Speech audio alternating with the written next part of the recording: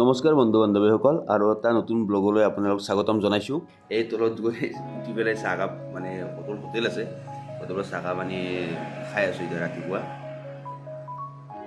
বাকী ৰাতিটো কাৰেণ্ট নাই।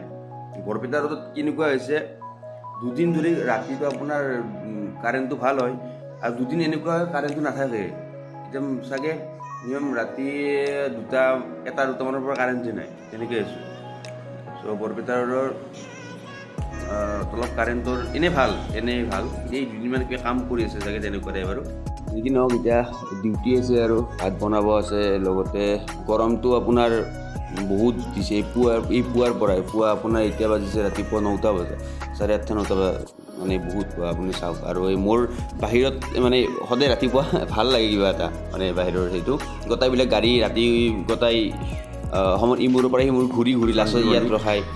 এতিয়া বিচনাখন ঠিক কৰি লাহেকৈ ভাত বনাবৰে হ'ল, অফিচ আছে। যেতিয়া ঘৰত থাকোঁ এইবিলাক কাম মানে ফেচ নকৰোঁ, যে ঘৰৰ বাহিৰত যেতিয়া কাম কৰি খাব লাগিব, যিকোনো কাম কৰিব লাগিব, যেতিয়া বেলেগকৈ ৰুম কৰি নিজে বনাই নিজে খাব লাগিব, তেতিয়া বস্তুটো এতিয়া যেনেকৈ মই উঠি চাহ খালোঁ, চাহ খাই এতিয়া বিচনা ঠিক কৰি লাহেকৈ ভাত বনাম, ভাত খাই পেলাই গুচি যাম আৰু ডিউটি অফিচত। নেক্সট আহিম। চ' এটা দৈনন্দিন এটা কাম এটা আপোনাৰ গতানুগতিকভাৱে কামটো কৰি থাকিবই লাগিব। ডিউটি যাব ৰেডি। বাহিৰতো বহুত ৰ'দ দিছে, চ' যি কি নহওক এতিয়া ডিউটি যাওঁ। এতিয়া আপোনাৰ বাজিল 10টা আহি পালোঁ। আপোনাৰ বাহিৰত বহুত ৰ'দ দিছে বৰপেটা ৰোড। বাকী নেক্সট ভিডিঅ'ত লগ পাম। আজিলৈ টাটা বাই বাই। যদি ভিডিঅ' চাই ভাল পায়